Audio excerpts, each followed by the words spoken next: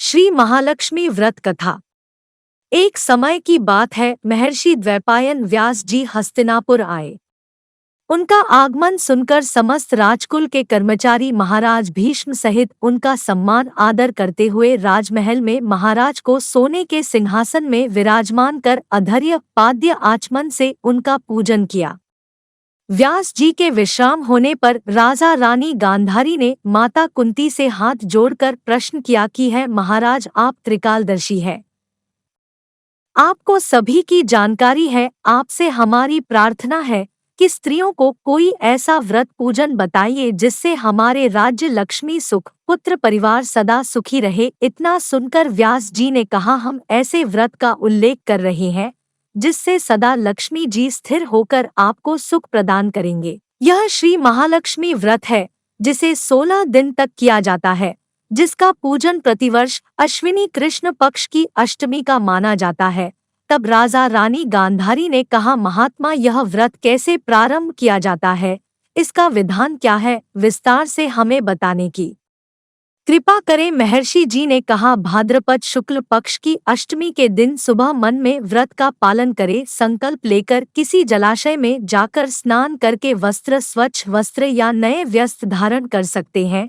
दूर्वा से महालक्ष्मी जी को जल का तर्पण करके प्रणाम करना चाहिए। फिर घर आकर शुद्ध 16 धागों वाले धागे का एक धागा बनाकर प्रतिदिन एक गांठ लगानी चाहिए।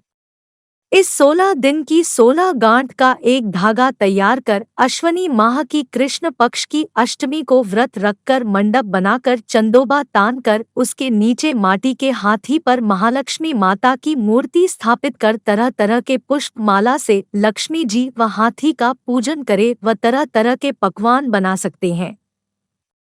लक्ष्मी जी और हाथी का पूजन नैवेद्य समर्पण करके करना चाहिए। श्रद्धा सहित महालक्ष्मी व्रत करने से आप लोगों की राजलक्ष्मी सदा स्थिर रहेगी, ऐसा विधान बताकर व्यास जी अपने आश्रम को चले गए। इधर समय के अनुसार भाद्रपद मास की शुक्ल पक्ष की अष्टमी से समस्त राजघराने में नारियों व नगर स्त्रियों ने महालक्ष्मी जी का व्रत प्रारंभ कर दिया। बहुत सी नारी ने गांधारी के साथ प्रतिष्ठा पाने हेतु व्रत का साथ देने लगी।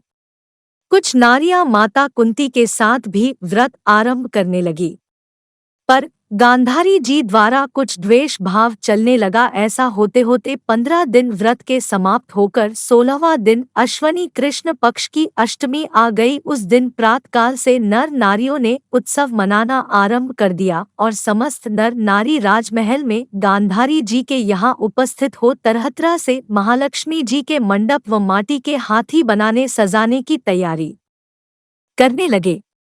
गांधारी जी ने नगर की सभी प्रतिष्ठित नारियों को बुलाने को सेवक भेजा, पर माता कुंती को नहीं बुलवाया और ना कोई सूचना भेजी।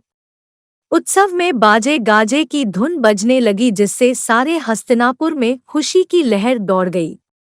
माता कुंती ने इसे अपना अपमान समझकर बड़ा रंज बनाया और व्रत की कोई तैयारी नहीं कि इतने में महाराज युधिष्ठिर, अर्जुन, भीमसेन, नकुल, सहदेव सहित 5 पांडव उपस्थित हो गए।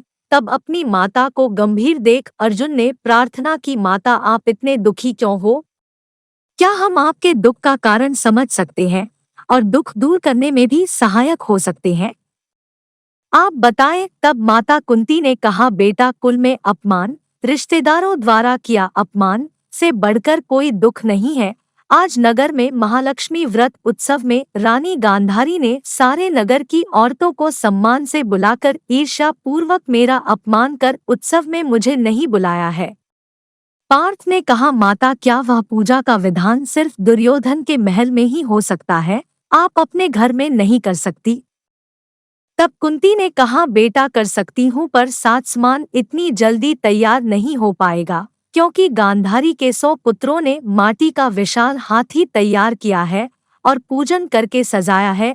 ऐसा विधान तुमसे ना बन सकेगा। उनके उत्सव की तैयारी आज दिन भर से हो रही है।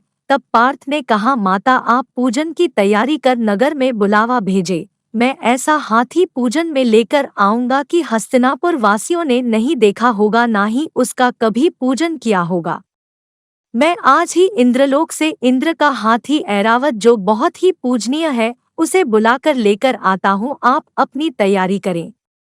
फिर इधर भी माता कुंती ने सारे नगर में पूजा का ढिंढोरा पिटवा दिया। पूजा की विशाल तैयारी होने लगी, तब अर्जुन ने सुरपति को ऐरावत भेजने को पत्र लिखा और एक दिव्य बाण में बांधकर धनुष पर रखकर देवलोक इंद्र की सभा में फेंका। बाण से इंद्र ने पत्र निकाल कर पढ़ा तो अर्जुन को लिखा कि है पांडु कुमार, ऐरावत भेज तो दूंगा, पर इतनी जल्दी स्वर्ग से कैसे उतर सकता है, तुम इसका उत्तर शीघ्र लिखो। पत्र पाकर अर्जुन ने बाणों का रास्ता बनाकर हाथी के उतरने की बात लिखकर पत्र वापस कर दिया। इंद्र ने सारथी को आज्ञा दी कि हाथी को पूर्ण न रूप से सजाकर हस्तिनापुर में उतारने का प्रबंध करो। महावत ने तरहतरह के साज समान से ऐरावत को सजाया। देवलोक की अंबरझूल डाली गई, स्वर्ण की पालकी रत्न जड़ित कलशों से बांधी गई, माथे पर रत्न जड़ित जाली सजाई गई, पैरों में घुंघरू सोने की मड़िया बांधी गई, जिनकी चकाचौंध पर मानव जाति की आंखें नहीं ठहर सकती थी। इधर सारे नगर में धूम हुई कि कुंती माता के घर सजीव इंद्र का ऐरावत बाणों के रास्ते पर स्वर्ग से उतरकर पूजा जाएगा। सारे नगर के नर नारी बालक और वृद्धों की भीड़ ऐरावत को देखने एकत्रित होने लगी। गांधारी के राजमहल में भी इस बात की चर्चा फैल गई। नगर की नारियां पूजा थाली लेकर भागने लगी, माता कुंती के महल में उपस्थित होने लगी। देखते ही देखते सारा महल पूजन करने वाली नारियों से भर गया। सारे नगरवासी ऐरावत के दर्शनों के लिए गली सड़क महल अटारी में एकत्रित हो गए। माता कुंती ने ऐरावत को खड़ा करने हेतु रंग बिरंगे चौक पूर्वाकर नवीन रेशमी वस्त्र बिछा दिए। हस्तिनापुर वासी तरह तरह की स्वागत की तैयारी में फूल माला अबीर केसर हाथों में लेकर खड़े हो गए।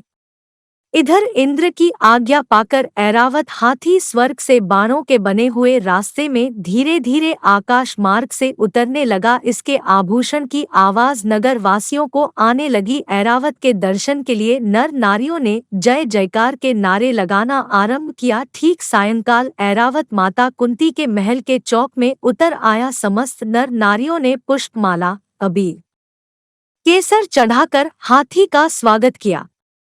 महाराज धौम्य पुरोहित द्वारा ऐरावत पर महालक्ष्मी जी की मूर्ति स्थापित कराकर वेद मित्रों द्वारा पूजा की गई। नगर वासियों ने लक्ष्मी पूजा का कार्य करके ऐरावत की पूजा की। फिर तरह तरह के मेवा पकवान ऐरावत को खिलाए गए। ऊपर से यमुना जल पिलाया गया। फिर तरह तरह के पुष्पों की ऐरावत पर वर्षा की गई।